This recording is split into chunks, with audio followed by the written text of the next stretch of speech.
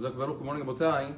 Also, with regards to Pesach, it's important to note there's a custom that is observed in several communities among Am Yisrael, especially among Hasidim, especially among Hasidei Chabad. This is called matzah shruya, or gebrukt, as it's called in Yiddish, which is when matzah gets wet.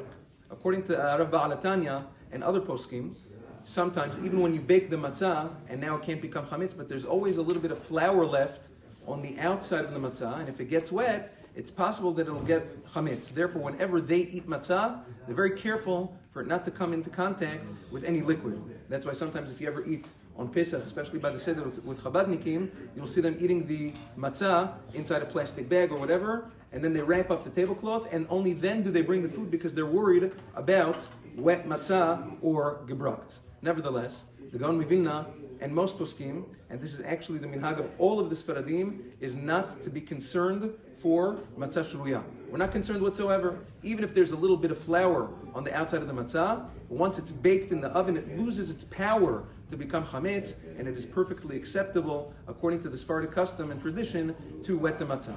Also, another idea that is subject to a debate among the poskim is, what if you make Pesach cakes and cookies? If you take matzah and you grind it up into matzah meal, and you use that to make cakes, cookies, whatever, is that permissible or not?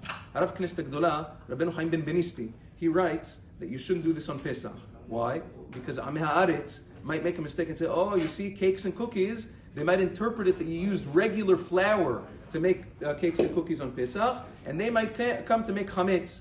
That's the opinion of the Knesset Gdola.